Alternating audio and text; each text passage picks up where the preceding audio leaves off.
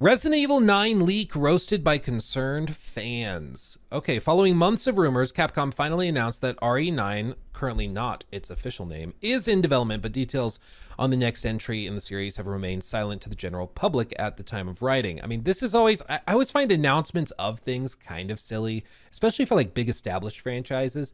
The announcement of like Space Marine 3 being in development, that was more exciting because we didn't know if it was going to be like another 15 years until the next one, if that was just a fun spin-off.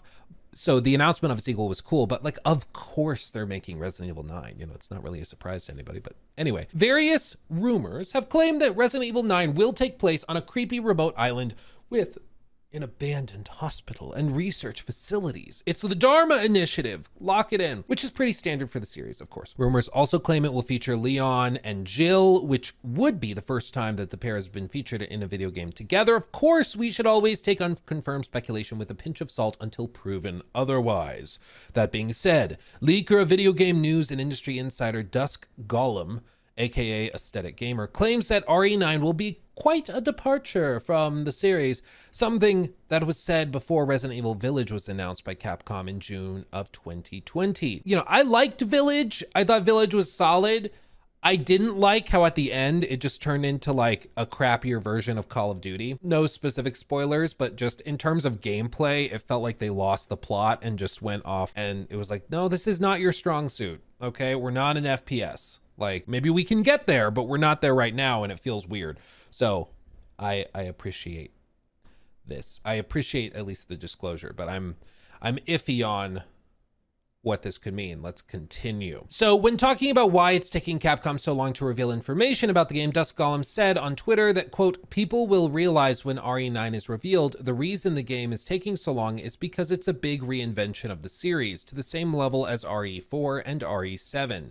They continued, it's not going to play like RE7 or 8 or the remakes. It's trying new things and is very ambitious. It will almost definitely be revealed this year, so just hold tight. I'm guessing Summer Games Fest, maybe if they're targeting, I don't know, maybe if they're targeting early next year. I think if it's announced at the Game Awards, that makes me think later next year. Because I think they probably have like a 9 to 12 month period between announcement and release. This claim from Dusk Gollum has sparked conversation with Resident Evil fans on Reddit, with some roasting the upcoming game. Quote, it's going to be a racing game, jokes Lord. Comment, what that? Need for Evil, that would be funny. Early rumors and leaks say you play as Leon and can ride a motorcycle, so unironically, there could be a wacky racing minigame.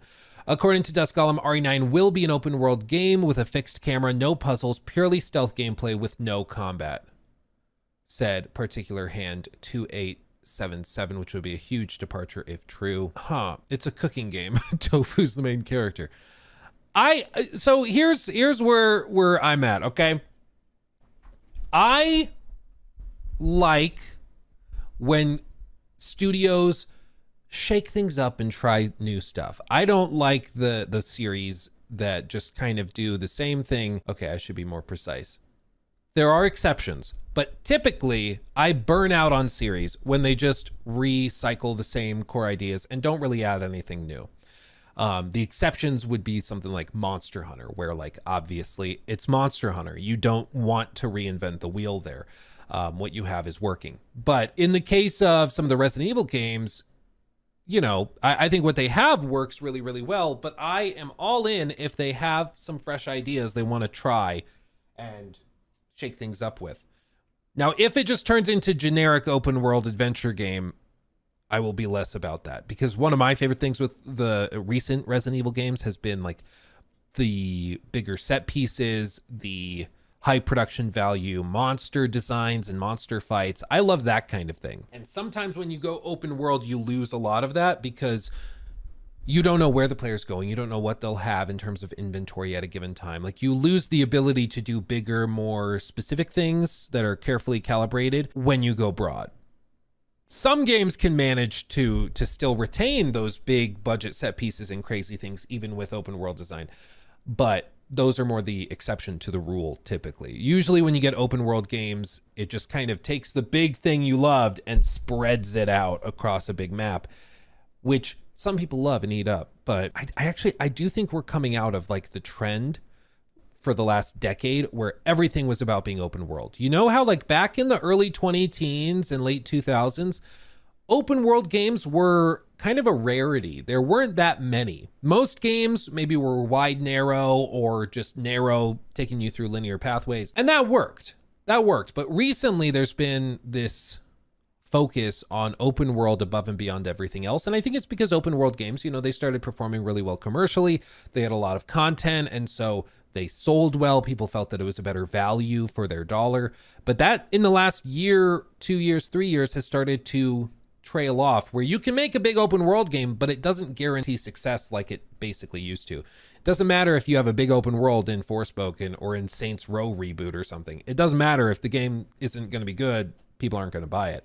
So, you know, we've seen announcements that other franchises are going to be more focused. Mafia, for example. Mafia, previously a franchise known for open worlds, not the most engaging open worlds, but still they had open worlds. They've said that for Mafia: The Old Country, which is coming out this year, that's not going to be open world. They're going to tell a more linear story, which for me, I'm okay with, because Mafia, my favorite parts of it were the stories and the stuff that they could craft more carefully. Definitive Edition, I think, did a great job of demonstrating those strengths when, you know, they got those bigger set pieces, you know, built out the way they wanted. So I'm okay with things being a little bit more narrow and focused, but hearing that they are, at least according to these leaks, looking at doing something more open world, that's interesting. Because I don't know how that plays while feeling like Resident Evil, you know? Because Resident Evil has always had a particular vibe. Everything, like down to the inventory system. Like even the inventory system is meant to make you feel uncomfortable. And it can be tedious and frustrating to like worry about that and manage it. So this is just very interesting. It's very interesting. But they say it's ambitious. They say they're excited for it. And it's going to be a reinvention on the same level as 4 and 7.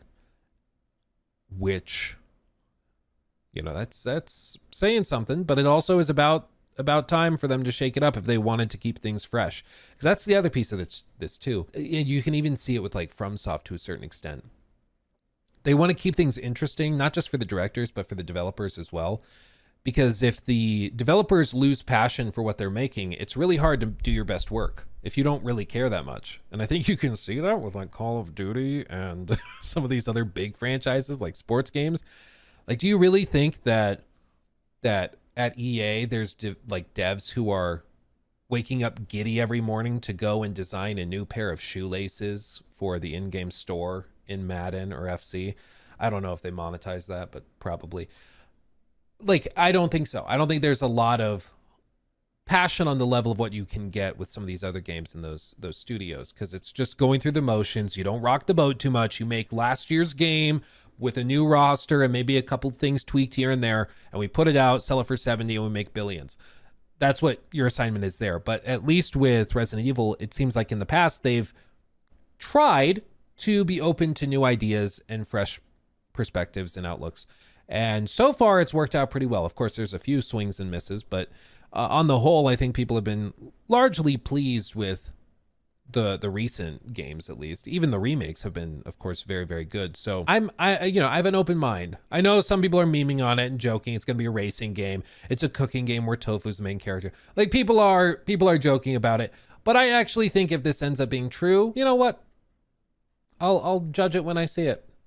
More likely when I play it. But I'm open to it. I'm open to it. He took my thing.